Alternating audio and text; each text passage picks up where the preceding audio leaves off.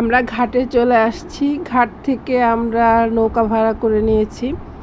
তো একটা নৌকাই আমরা নিয়েছি, কারণ আমরা ভালোই আছি সবাই। আমরা আমরা আমরা 3 জন আর আমার ভাইয়েরা 3 জন, আমরা মোট 6 জন একটা নৌকা নিয়ে নিলাম। তারপরে নৌকায় করে আমরা ওপার যাব সাদা পাথরের দিকে।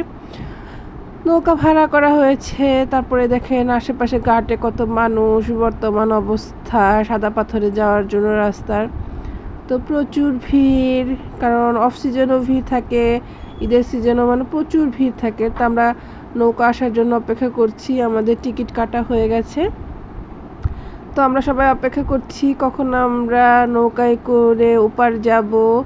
ওপার গিয়ে আমরা সাদা পাথরে যাব। দেখেন আমরা সাদা পাথরে যাওয়ার যে বোট ভাড়া করেছি, কত সুন্দর, পানি স্বচ্ছ, অনেক ভালো লাগছে সাদা পাথরে যেতে পেরে। তারপরে অনেক আনন্দ লাগছে, একটা মানে অন্যরকম কাজ করছে মনের মধ্যে, যে সাদা পাথরে চলে আসছি। পানির যে ঝর্ণার স্রোত আসলে মনোমুগ্ধকর, এত সুন্দর স্রোত। আর এই পানিগুলো ইন্ডিয়া থেকে আসে, মানে এত কাছ থেকে ইন্ডিয়া দেখতে পাবো এটা কখনো কল্পনা করিনি। অনেক ভালো লাগছে।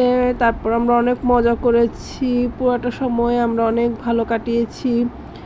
যে পানির স্রোতগুলো দেখে তো অনেক ভালো লাগছে, কিন্তু এখানে অনেকে আছে যারা পানি খেলতে এসে বুঝতে পারে না নিচে যে পাথর আছে, অনেকে পড়ে গিয়ে ব্যথা পায়।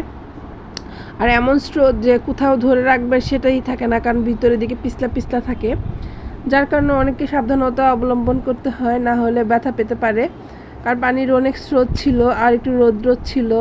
প্রায় আমরা 3 ঘন্টার উপরে ভিজেছি, কিন্তু আমরা একটুকু আমাদের ঠান্ডা লাগেনি। এটাই হচ্ছে আমাদের জন্য প্লাস পয়েন্ট। তো সর্বশেষ আমরা সব কিছু করে গুছিয়ে টুছিয়ে ড্রেস চেঞ্জ করে নিয়েছি। এখানে ড্রেস চেঞ্জ করার জায়গা আছে, এক এক জায়গায় 20 টাকা, 10 টাকা, 30 টাকা করে ড্রেস চেঞ্জ করতে পারে। তো আমরা ড্রেস চেঞ্জ করে নিয়েছি। তারপরে এই যে সাদা পাথর দেখে দেখে 2-1টা কুড়াতে আমরা রওনা দিয়েছি সামনের দিকে।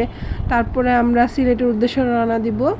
তো সাদা পাথরের জার্নিটা আমাদের অনেক ভালো কেটেছে। আপনাদের যদি মন চায় আপনারা ঘুরে আসতে পারেন প্রিয়জনদের নিয়ে, অনেক ভালো লাগবে।